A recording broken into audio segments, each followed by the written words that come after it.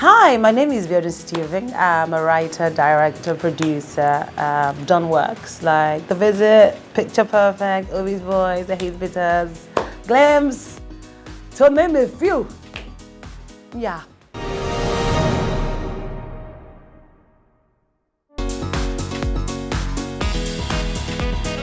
Everything really, life's experiences, my highs, my lows, my good, my bad, my ugly. I try to make sure that there's a fragment of me in every story. And I definitely want the story to be relatable, so which is why I draw a lot from people's stories, because it's personal experiences. And ultimately God. Yeah. It's everywhere, really. I hear something, I see something, I hear a song, and I'm beginning to think about, wow, this song, speak to me. So everything, really. Many, like I said, like fragments of people's personal stories have been featured. So, for instance, it was Baggage. That's a true life story, just embellished.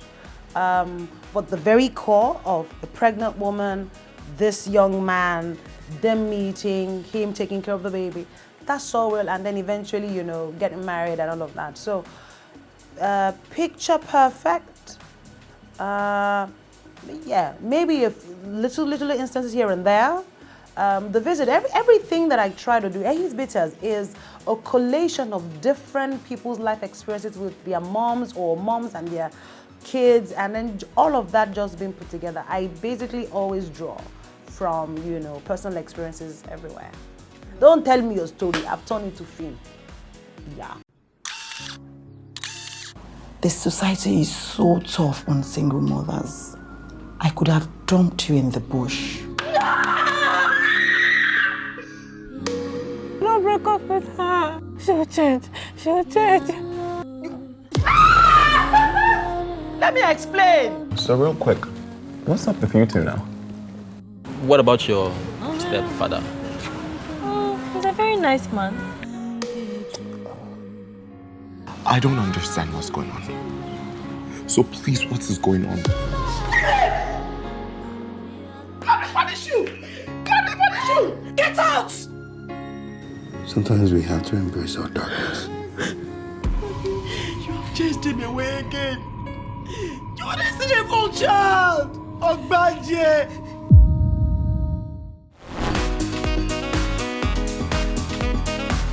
The goal as a child was always I wanted to be an actor. They say, I'm dramatic. So I wanted to really be in the front of the screen. And I did give it my best shot. After secondary school, went for auditions, even through university. But she don't click. However, writing has also always been part of the story. So I started writing when I had a crush on one boy when I was in SS1, and I couldn't tell anybody. And I really wanted to tell somebody. So I started to imagine these conversations, imagine this entire relationship, that didn't happen. So, and that's how I began, and I knew then that I wanted to be a storyteller. But of course, our parents then, you want to act, you want to do film, what do you mean? So my mother was like, no. And then I went to school, studied philosophy. But again, that part of my life, doing film, doing TV, it didn't stop. So my mom didn't support it. But eventually, I still kept on the dream. Came out of university, finished, went to do radio. On the radio, I was doing the show and I was always telling stories on radio. Eventually, there was depression at some point. I'm not doing what I want to do. I wasn't happy. I was married, I had my 2 kids, but I just wasn't fulfilled. I wasn't doing what I really wanted to do. So I spoke to my husband. I was like, this thing you'll be talking about, maybe you should really go and pursue it. But then I'd done a bit of spatters here and there, featured in one series, done a bit of TV presenting, writing something, but nothing really major. So when I went to London Film Academy and did a course in production. In fact, it was directing I wanted to do. But that time, they are doing Occupy Nigeria, so no flights. And my course, they have started in London. So I said, by the time I was seeing all the emails, seeing the assignment, I said, I cannot catch up. So when I got to London, I wrote to the school and said to them, can I change what is available? And they said, oh, there's film and television production. I was like, I will take it.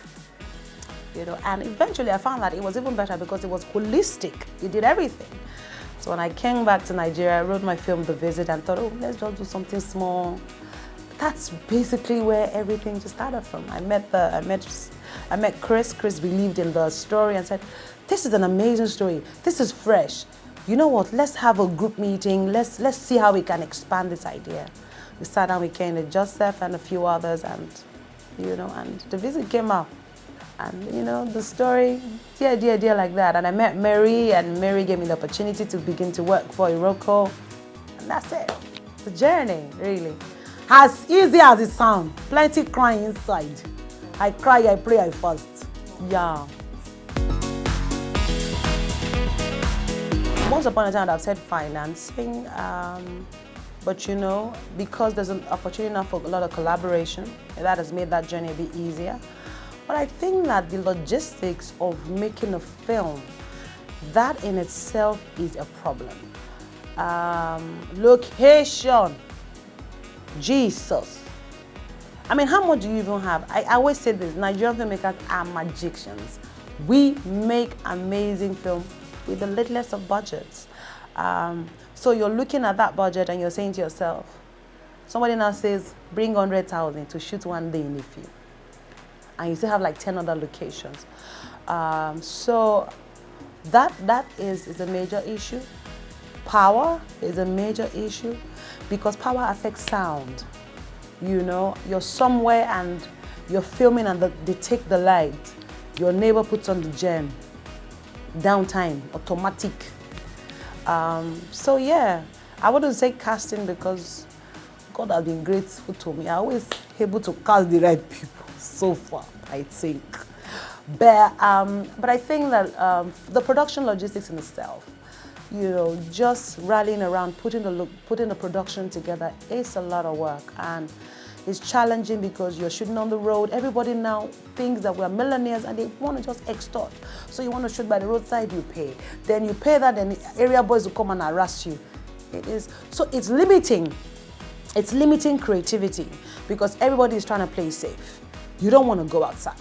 You don't want to venture into unknown territories. Unlike before where you can just take your camera, take your crew and plant it in Agege market and everybody will rather than be watching, in excitement. No, them boys are going to come out and going to demand for a lot of money. And everybody is beginning to ask for money. Even in the estate, to shoot on the road, you pay. To shoot within the house, it's, logistics, wow. Disheartening. Hey, àwọn ọmọ mi ti dé o. Káàbọ̀. Mommy, how are you? Káàbọ̀. Mom! I want to see my mom. Ireti has gone to America. What? What the fuck you just say, Grandma? What are you upgrading? If that is how you talk to your parents in America, reserve it for them. Mom, please pick up. Who do you expect to go and fetch one for you? Well, I just wanted you to show me around the stream because I don't know where it is. That reminds me, I finally wrote you that poem.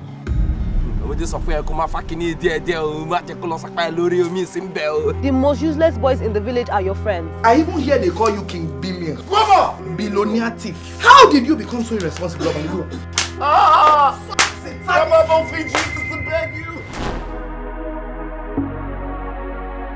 I think that you can make a good film. You can get a right cast. But if your film doesn't resonate with those who you have made it for, then you've done nothing. It's vanity, right? So the feedback for me is what I live for. It's not so much about how much the film makes in the cinema.